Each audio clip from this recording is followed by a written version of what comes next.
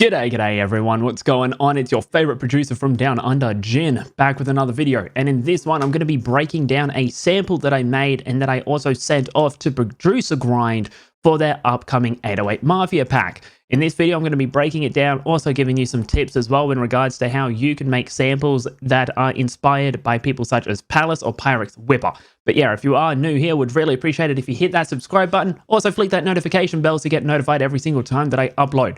That being said, let's get into FL Studio and let's deconstruct this sample. Okay, so here we are in FL Studio, and as you can see, I have actually pitched the sample down a couple of tracks because I did get a lot of comments of people going, "Hey idiot, we can't see the full beat, we can't see the full sample." So I've done that one, you don't need to worry about my face cam actually covering it. But yeah, with this sample right here, given the fact that I did send it out to Producer Grind for their 808 Mafia placement for, their sample pack that is coming up, the rules with that one was, keep it 32 bars, have it hitting around or peaking around -3 decibels, and, obviously go for that 808 Mafia feel. So 808 Mafia, first person that came to mind, or the first people that came to mind, was PVLACE and Pyrex Whipper. So I kind of went more down the line of PVLACE, going for, your more orchestral, real sounding instruments.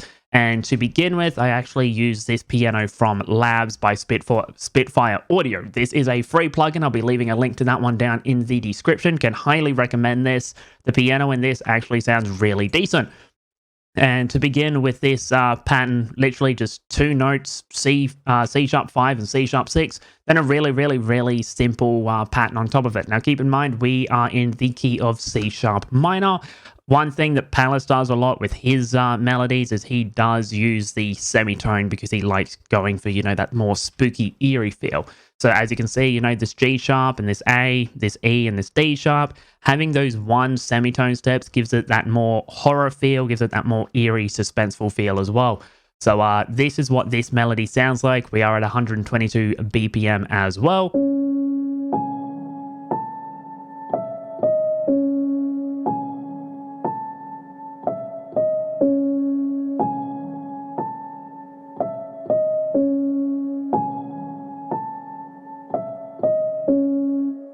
Like I said, something really simple. Didn't want to go overboard with this, mainly due to the fact that with PVLACE, he uses a lot of simple melodies, but he stacks it so it actually sounds a little different and actually nicer in the mix. The next thing that I have is another instance of Lab soft piano. It's just playing bass notes, and it's just an ascending pattern starting with C sharp and going all the way up to A, and it just sounds like So in Context.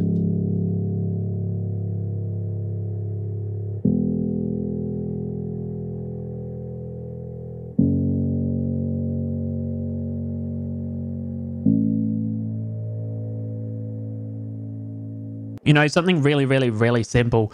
I wanted to kind of go for, when I was going for PVLACE, I wanted to kind of be a bit more cinematic as well. So just going up with these really simple bass line kind of gave it that Hans Zimmer feel as well. Now, obviously, I didn't go straight for the Hans Zimmer method, which, if you know the meme... I like writing in D. But yeah, honestly, just wanted something really simple with it because, yet again, didn't want to make it too complicated. And in context, the pianos sound like this.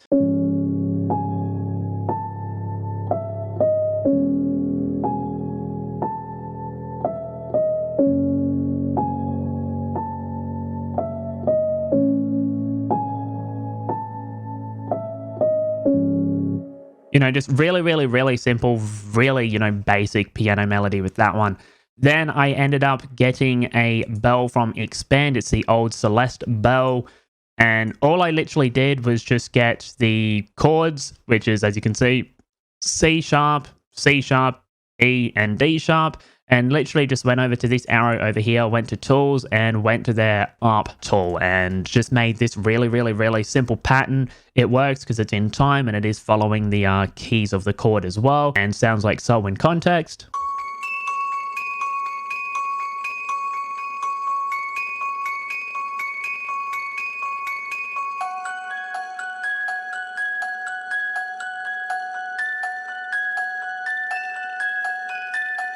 Just something really simple. But yeah, there's that one as well. The next thing that I added was from Contact, and it is this Yen Quinn. I don't know exactly how to pronounce it, but it is this instrument. It was actually free through the Native Instruments website for a bit. I don't know if it is still free, but obviously, you know, copped it when it was free. I just changed the scale to chromatic and changed the root note to C sharp. And the first one is just playing a really, really, really simple pattern. Just comes in every now and then. It just sounds like so.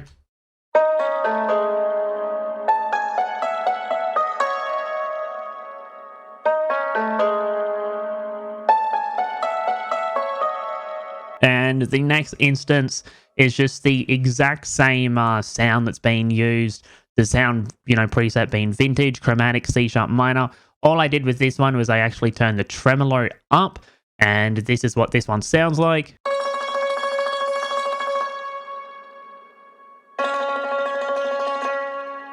Practically all that's doing is just giving it a different texture. Now, if I play both of them together, it actually just sounds like so.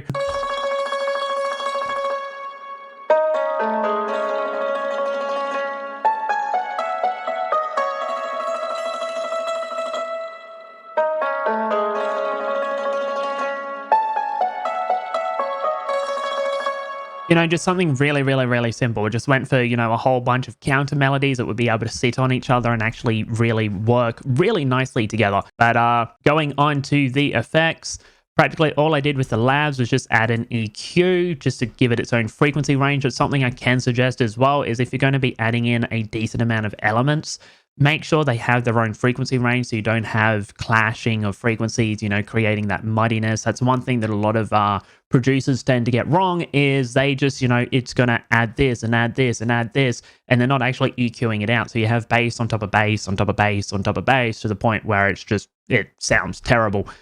So yeah, practically added an EQ to every single last instance, just giving it its own frequency range.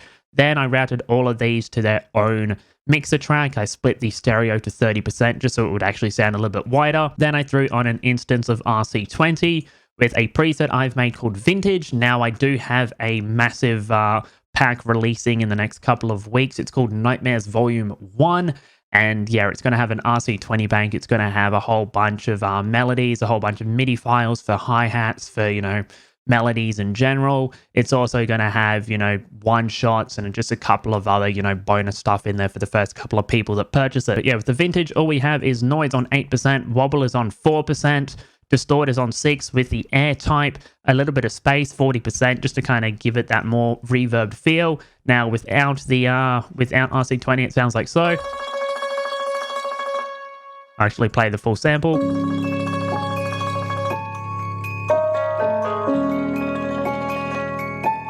You know, it sounds nice, don't get me wrong, but as soon as we add in RC20, we get this.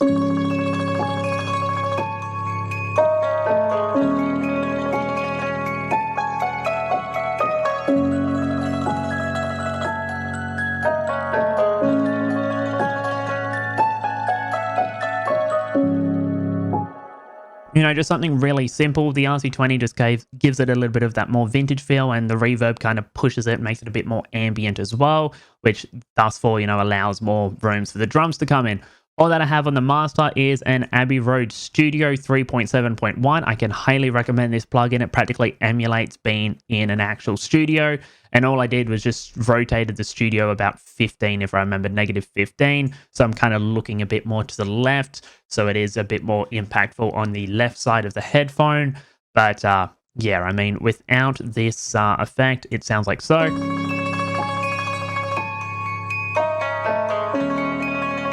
You know, it's nice, don't get me wrong, but as soon as I put this plugin on, which by the way, I can highly recommend this,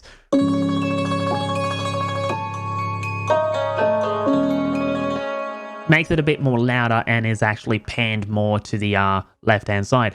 So there is that one. Then the last thing that I have on the master is literally just a H-comp stereo with ratio on 2, a punch on 3, attack on 1, release on 400, mixers on 75, output I've put up 3, and the threshold for this one I had on -21. practically just making sure that it wasn't actually peaking. But yeah, that is honestly a really easy way that you can make samples inspired by people such as Palace or Pyrex Whipper. If you are new here, would really appreciate it if you punch that subscribe button. Also, yet again, flick that notification bell so you get notified every single time that I do upload. If you want to join the Discord, link to that one will be in the description. Reminder that this sample I have sent in to Producer Grind. If I do get a placement on that sample pack, I'll be posting a link to that one in my Discord yet again. It is going to be a free sample pack, but if you do want to use the sample or any other samples that are in there, you are going to have to clear it with the producer. But yeah, that being said, thank you so much for watching. I'll catch you all next week for another video. But until then, peace out.